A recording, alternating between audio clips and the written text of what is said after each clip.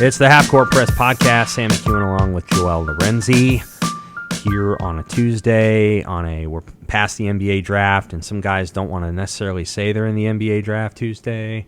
One of those guys being Keisei Tominaga. We'll talk about him in a minute. Apparently, he did confirm it to one outlet. I have to admit that.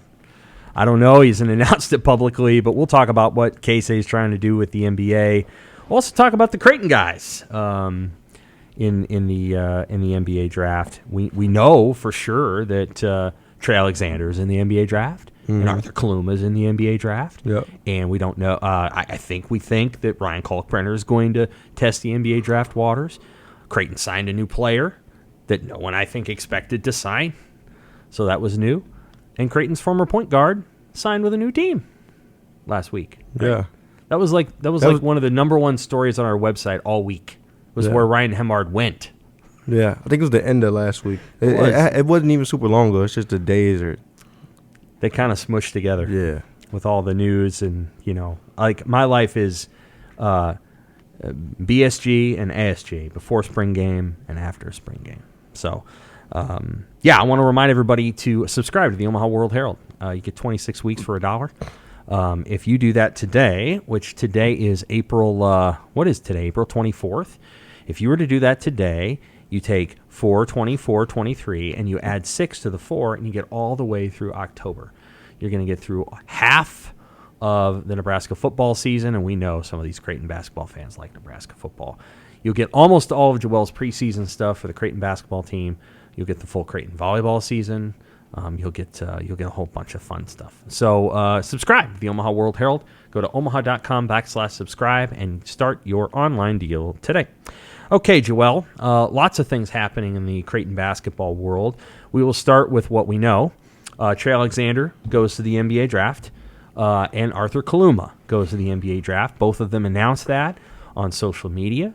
Both of them have chosen to retain their immediate eligibility.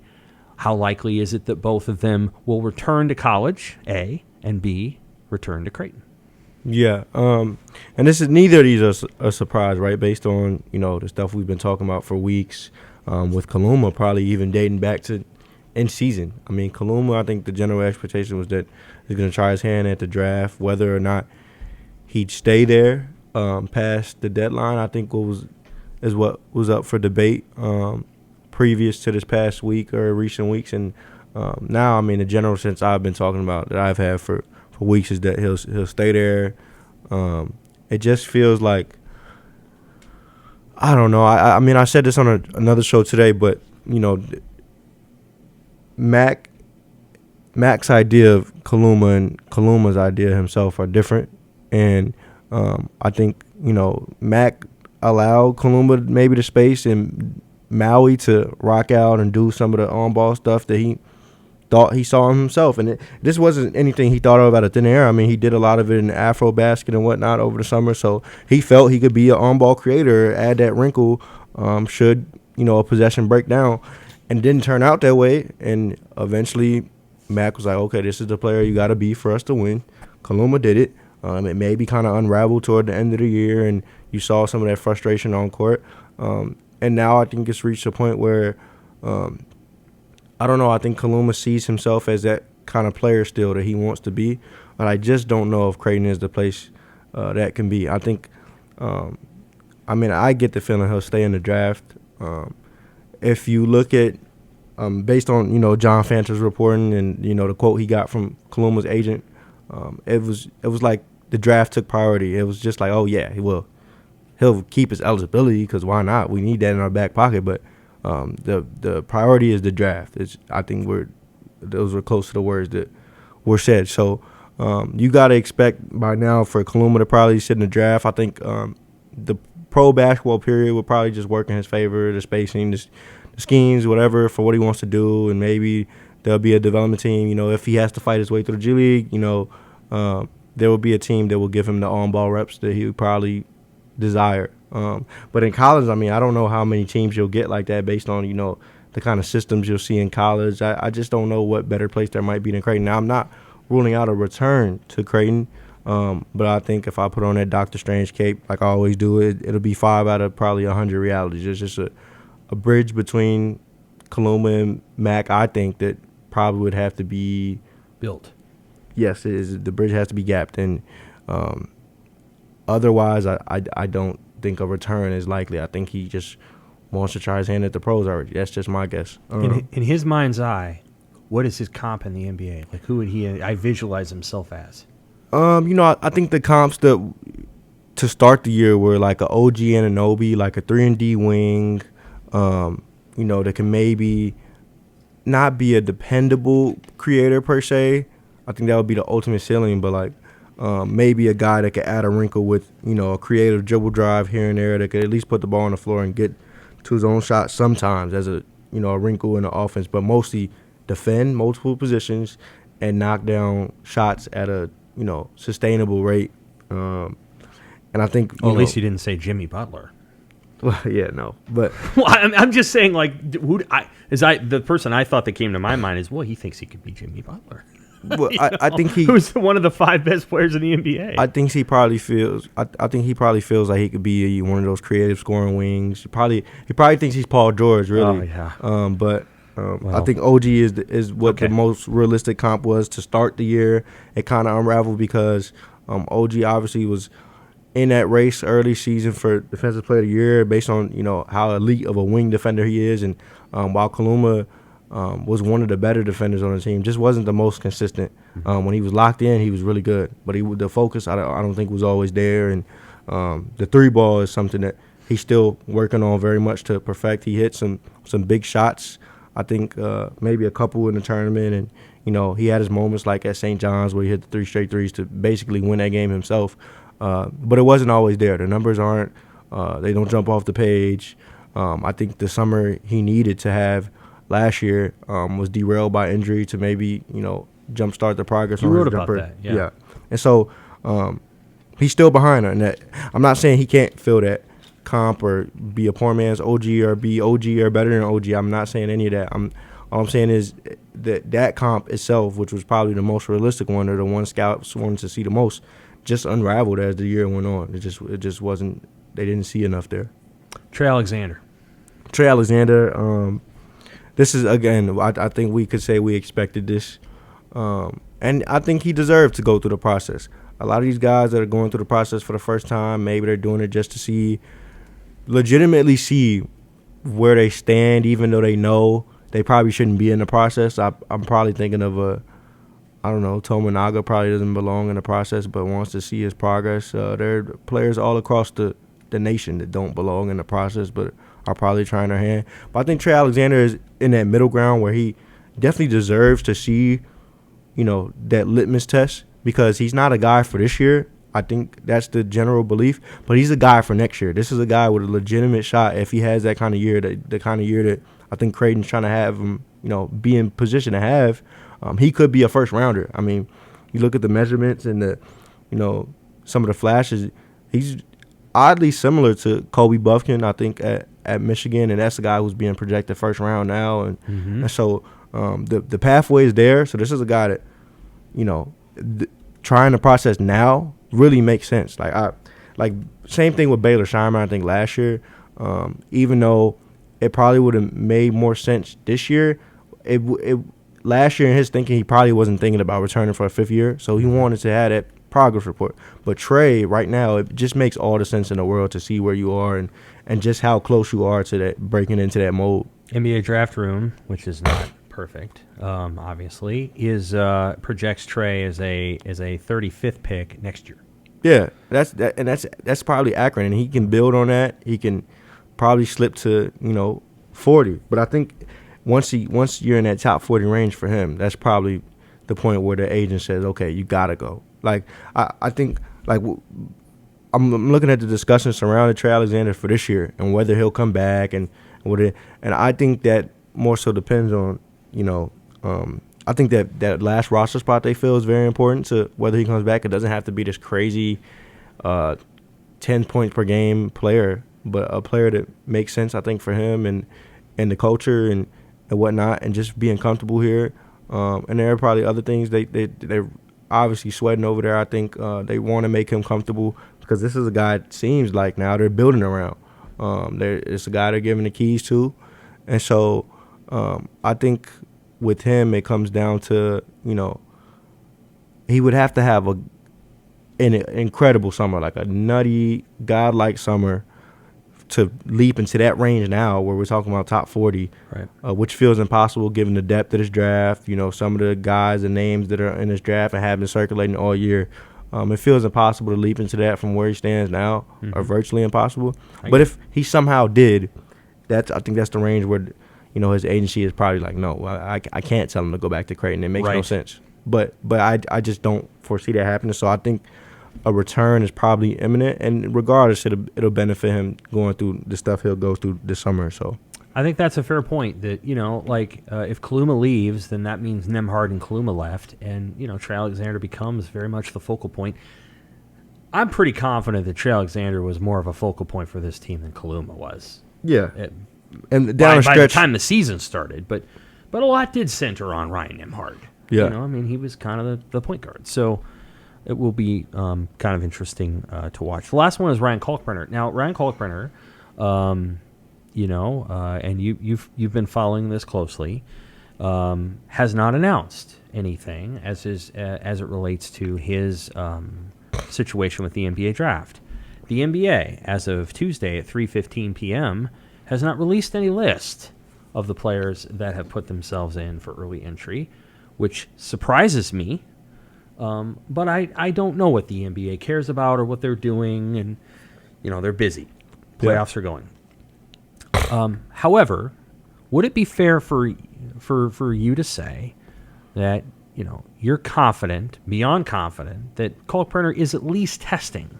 Yes. And why would he be doing that? And what do you think is happening there? I think it's fair to assume. I think why we haven't heard anything and why people are still, because I think people have a good idea, like, it would make sense for him to be in the process, so they're kind of assuming that he is, even without an announcement, because he's just not he's not a guy for social media.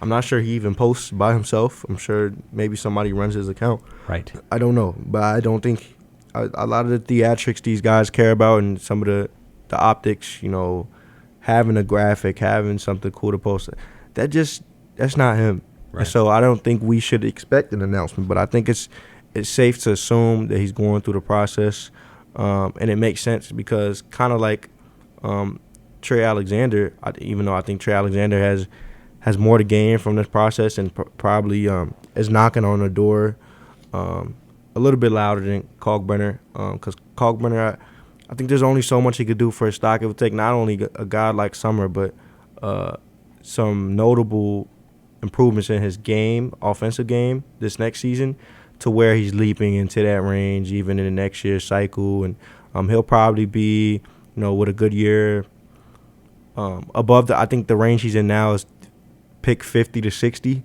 I think we're looking at inside 50 next year, maybe between 40 and 50 if he has a good year.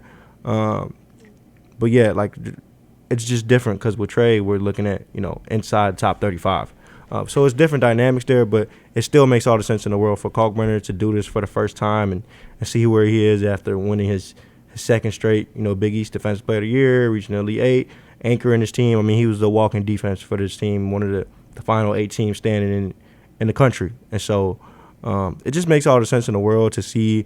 And I think because this next season, his senior year, is so pivotal to, taking that next leap and where you're projected in next year's draft, it's important to get feedback and see what you should be working on and be working out around guys that are, in similar positions as you, whether that's projected in your same draft range this year or projected to have your same trajectory next year, whatever. Just knowing, hey, do I got to add the 3? What do I have to work on in a post? Do I have to add this? What has to change about my movement, my fluidity, whatever? It's beneficial. Shooting and passing is probably, those are 2 areas where he would have to get better. Yeah, and honestly, I mean, I asked about this back in New York in Media Day. I would like to see Kalkbrenner, and this is probably a whole different discussion. I would like to see Kalkbrenner maybe become a short road threat, because that's the popular thing you see now. That, I mean, the Warriors have been doing that for years, but now you're seeing Sabonis and the way they use him as a playmaking hub. I think Oso at the college level does a great job of becoming a playmaking hub. Not saying Kalkbrenner has to be that. Obviously, he's one of the top 3 defenders in college basketball. But it would be a good wrinkle to add if he wanted to, And of course, the jumper. I think people in that department believe in his jumper and that it could be something someday. And I think he even does. But it's just it takes. He's got to shoot it then. Yeah, shoot it. Like his jump in an open gym, shooting by himself, it goes in. Yeah. It's just it takes a lot to load up. There are things he would need to work on, but the jumper is not far fetched, and so I think he'll hear probably some of those things. He probably needs to bulk up on his frame. They'll probably tell him that, but these are things he'll hear being around, pro guys and executive scouts, whatever, this summer. Should he, assuming he's going through the process and whatnot. And so it'll be beneficial, and it makes all the sense in the world right now where he's at. One thing that, and I don't watch nearly as much NBA as you. I watch a lot of the playoffs, a little bit during the regular season. But one thing that I think people misunderstand, because the scoring in the NBA is so much higher than college, is that the defenses, in theory, people might think that the defenses in the NBA aren't great. They're great. Yeah, it's just impossible to stop scorers these days, man. Well, not only that, but my point being that, what Ryan Kalkbrenner experienced against San Diego State is what he would experience all the time in the NBA. And in that game against San Diego State, we saw it. There were a couple moments where he kind of got bodied around, and the ball didn't go in, and he was, 3 feet away, and he was 4 inches taller than everyone else. But the physicality of the game, well, in the NBA, those guys are as tall as he is, and they're physical. When you talk about offense, he isn't going to go to the NBA and average 14 points a game where his game is right now. Yeah. He might not even average, I don't want to be critical, but he wouldn't average that. Yeah. He would average less because he doesn't have a shot. And, so there's just things about his game that would have to get better. Yeah, and granted, a lot of his stock is dependent on who he is as a defender, how easy it will probably be to plug him in right now as a drop big, even though there's great scorers in the NBA too. Yeah, because you're seeing drop still in the playoffs. Embiid drops, other players drop. Drop is still, even though it's probably a bigger deal in the regular season, it's still deployed in the postseason, and so you could plug him in there as a backup big, playing drop right now. I think that's what most of his projections depend on. And then obviously as a scorer, he's good at angles. Would probably be tougher to fight for some of those angles if you're having to body up a Nick Claxton or Embiid or whoever you're defending. Even on the bench, a Mason Plumlee is sturdy, stuff like that. So even though he scores, by putting himself in those positions usually without having to touch the ball or whatever, there are things he's gonna have to work on. He's gonna have to work on the short roll and some of those skills that you more so see at the pro level that put him in position to score. But to your point, I don't think when he gets drafted, if it's next year, I don't think it'll be because of scoring or he's made some crazy leap scoring. Maybe he will, maybe he won't, but I think he'll be drafted based on, skills maybe he improves as a passer, but mostly at what he does as a defender. Yeah, I think maybe he could improve as a passer. Okay, let's end with this on the Creighton side of things with Ryan Nembhard went to Gonzaga. There was a lot of prediction that he was going to go to Arizona. Mm-hmm. He went to Gonzaga. Yeah. I will offer something in a minute, but I'm curious what you thought of that decision. I don't know how good Gonzaga is going to be, and I'll be honest with you. I'm not sure Gonzaga is better than Creighton next year. I really don't. No, they're not. In fact, I'm confident they're not. They're not, but Arizona wasn't going to be either, and I'm not sure that it was ever about that for him. I'm not sure it was about his role or minutes or money, like people keep saying. I think that's a coping mechanism for a lot of people who I don't know. I mean, Creighton fans who just assume as a player this is just the most perfect thing on earth. Mm-hmm. It's a great opportunity. You got to imagine if you're a guy like Nembhard who started every game of his college career, you're thinking, why would he turn that down another year of that? Right. And I've said this numerous times already. There's always a better job, a better car, a better house, whatever. You always can be more comfortable somewhere else. And I think Ryan just felt he could be more comfortable somewhere else. I'm not sure it was about minutes or workload or exposure. I won't play better teams. He won't play better teams. And maybe that helps him because people out of Gonzaga still get drafted. They do. Obviously, it's hard to compare him to his brother because while they might have similar skills, his brother's 6'5". Like, that's just something you just can't teach. Makes him a great size guard, translatable right now to the league. He could score 20 a game out there. And playing Santa Clara and San Francisco, and this isn't Connecticut. And for what it's worth, Santa Clara is getting guys drafted. Like the league isn't the worst. Not the worst. Obviously, it's nowhere close to the Big East.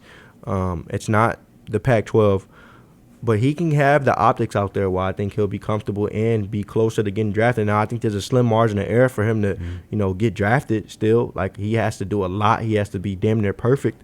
But I think the realities are there, and it's probably more so there than it is at Creighton. And I think he just feels more comfortable with that reality, and they're going to hand him the keys over there. They're going to move Nolan Hickman over for him, and they'll play together. And it makes a lot of sense. Maybe not to Creighton fans who are like, oh, he did it for money, which doesn't seem to be the case. Maybe Gonzaga can pay him a lot. Certainly they need him. Yeah, they need him. Yeah, for sure. And for what it's worth, like, his brother's in the NBA. If money is an issue, that never made sense to me. It felt like a coping mechanism. I think that would maybe be other people's reason for leaving Creighton, but you can't throw that on him. And so, yeah, you make fair points. The league is not the Big East, but I think he's set to be more comfortable there. He's with a coach that he probably connected with off rip. And I think that was probably one of the things that he maybe desired, if I had to guess, was not to say I think his relationship with Mac was bad, but he probably wanted to be closer to whoever his coach was. And then all the people, what baffled me about the whole Arizona thing, and I never reported it. I reported that it was a potential destination, which it was. It always was. They got really far along with him, from what I understand. But I never reported it as a done deal. Now the reasons I'm hearing it wasn't a done deal are crazy. But didn't he ask for things that they didn't want to give him? Well, no. What I've heard is that, because so many people signed it off as a done deal before he even really made his decision, that Arizona backed away because they didn't want to get turned in for tampering. I'm not sure Creighton's in that business to turn people in and whatever.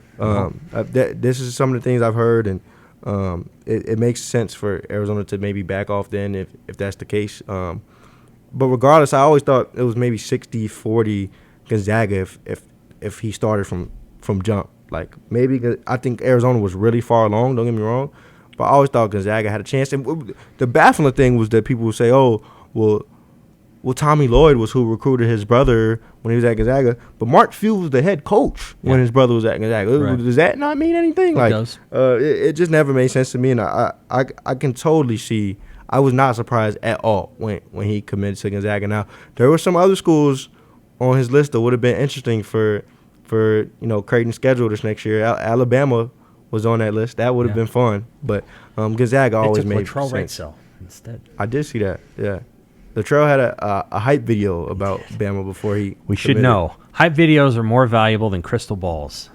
When a guy puts out a hype video, he likes the school quite a bit. I'm not sure. You know what? I don't think I'll have a hype video around. I don't think I'm mad at hype videos. No, why would you be? I think I'm mad. He put it out. I think I'm mad if you have multiple hype videos before you commit somewhere. You're doing a hype video for every school. Like, who's having time for that? Come on. That's a good But his hype video, I'm not mad at, and yeah, he ended up going there, so it worked out. In college football recruiting about 10 years ago, everybody was making a 4-minute movie back then. And there were a couple guys that committed to different schools, and so they would make 3 or 4, and we would call them the trilogy. Anyway, let's talk a little bit briefly about the new signee. Why did Creighton add him? Yeah, I think they just happen to be. So Sterling Knox is who we're talking about. He was a previously unsigned senior. Obviously, I don't think there's much school left for the 2023 guys. So he was well on his way to graduating unsigned. I think one of his offers, I'm not sure what all his offers were, but I know San Francisco offered him And this is a guy that's a 3-star. He's maybe top 50 at his position in recruiting ranks. Doesn't have a big recruiting profile. He's 6'6", roughly. I mean, his Twitter says 6'7". I don't know if that's true. You know, guys like to stretch that. But he's 6'6", got good measurements. I think they see similar measurements from him to Trey Alexander, and he's a good wing. You know, I think the skill set, you see some of the highlights and some of the stuff from, you know, that showcase, the Iverson showcase, whatever it was. There are flashes there. There are flashes there of a guy, while he could be a project, it seems he'll be a project. There are flashes there of a player that, you know, Creighton is comfortable building with and you know, putting effort into. And now he probably wouldn't play. I can almost be certain he wouldn't play this year, but it's a guy that they feel can maybe better their practice situation. And it's a guy that, I mean, if his offers were San Francisco and Cole, it's a guy that probably leaped on the opportunity because it's a great opportunity, but a project nevertheless out of the Vegas area, and I think it's a guy that you know, Creighton isn't too mad at that he chose Creighton. That's the thing, is that, like, basketball teams have just enough room to put a guy on a roster who you're like, well, maybe. Yeah. And that's kind of this is a guy that could turn out to be pretty darn good. You right. just don't know. Chances are maybe he isn't that. You know, they've had a couple of guys transfer here in the last however many weeks. So This happens. It's not uncommon in the football world. It would be adding another offensive lineman late in the class. You're not really sure if that lineman's going to pan out, but you always want shooters. Yeah. So I think that's what this is. I think what made it more interesting was that he did fill up one of their last 2 open scholarships at the time.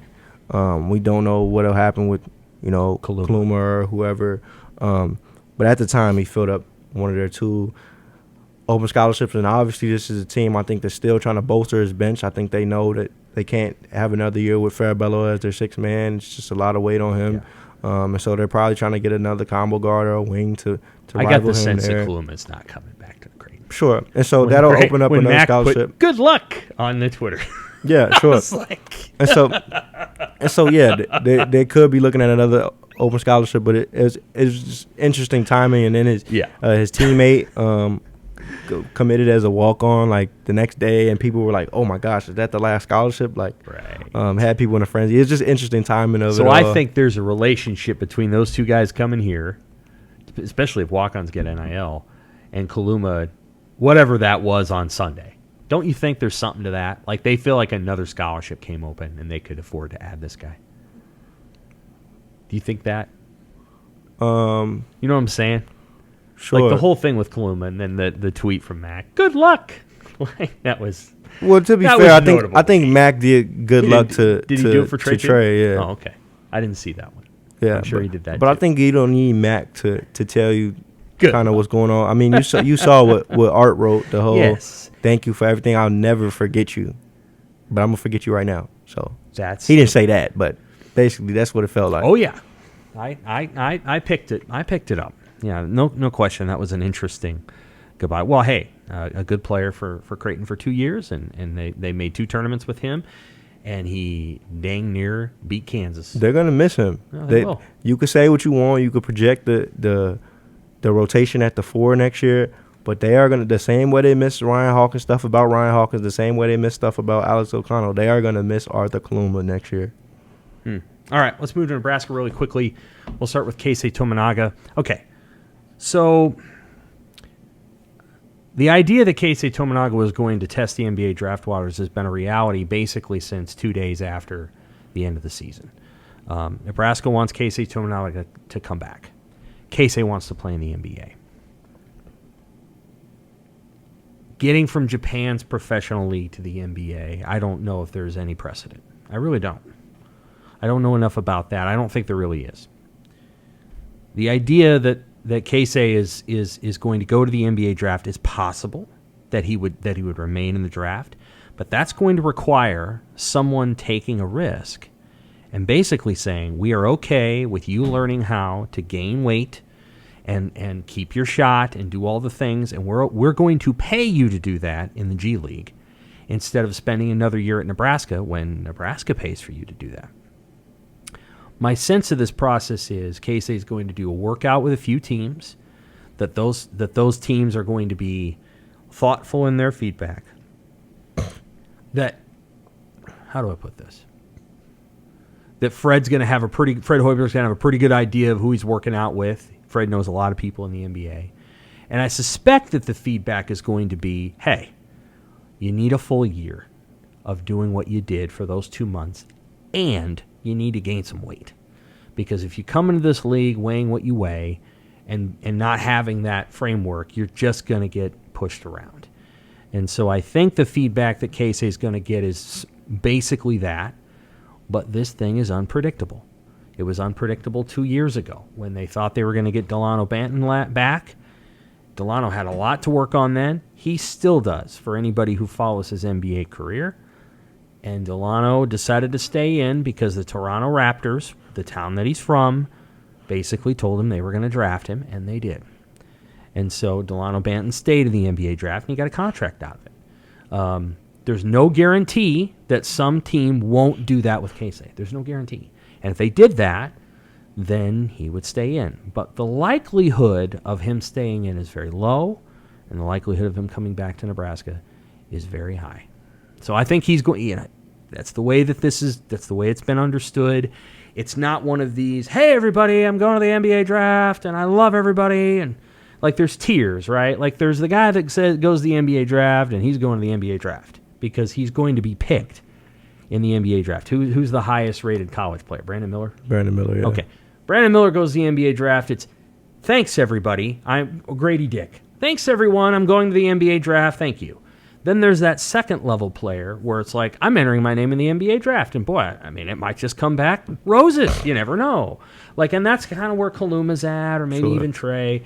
And then you have whatever this thing that Keisei is. It's like, well, I want to work out with NBA teams in order to see where I'm at. And in order to do that, I'm going to have to enter the NBA draft. Right.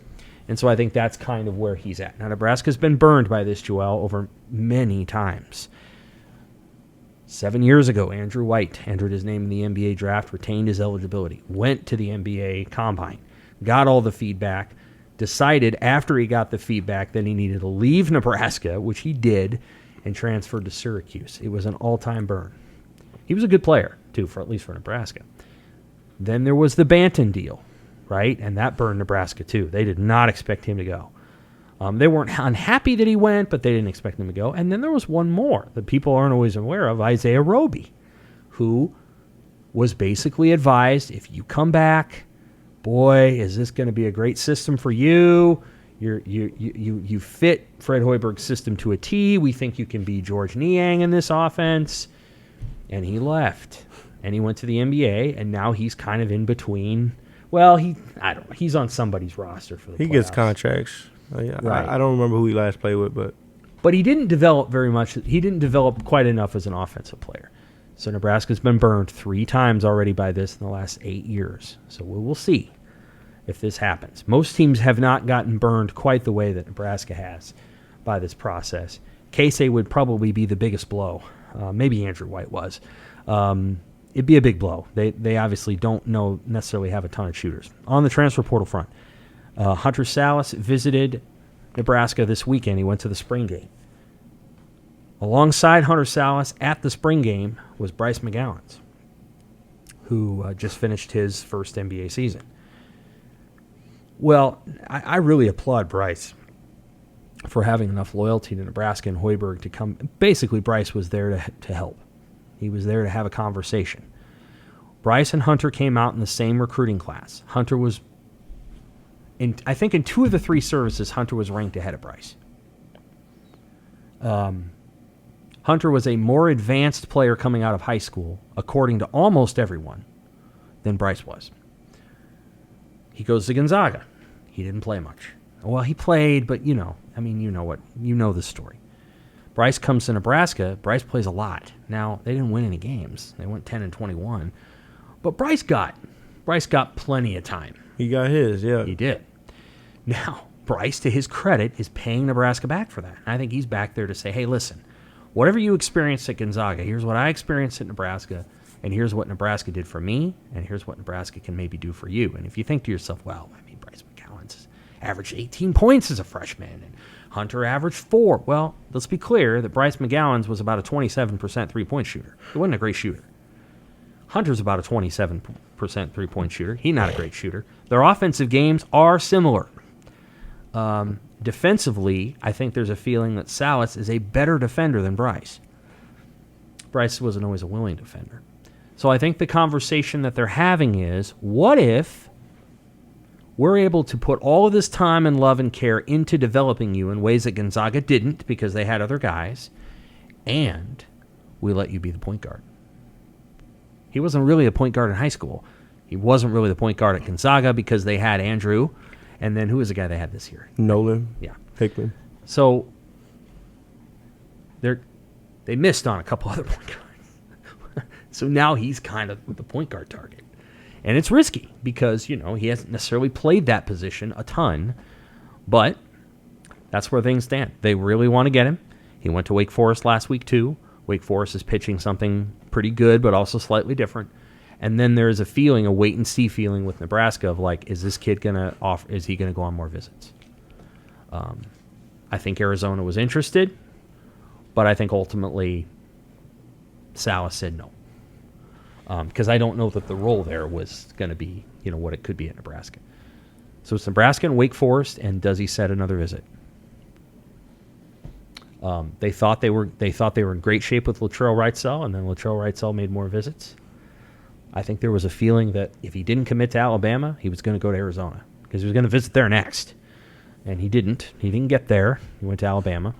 They felt okay about, I think, Javian McCollum, but McCollum picked OU. Mm-hmm. And, more power to him.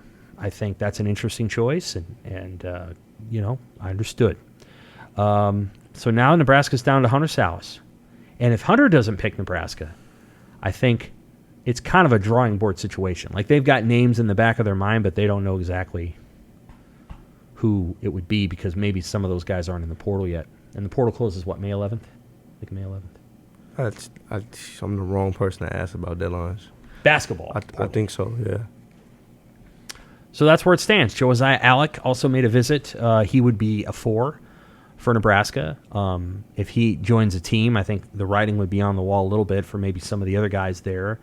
But Josiah, everybody knows what he is. He's a physical, tough, smart player.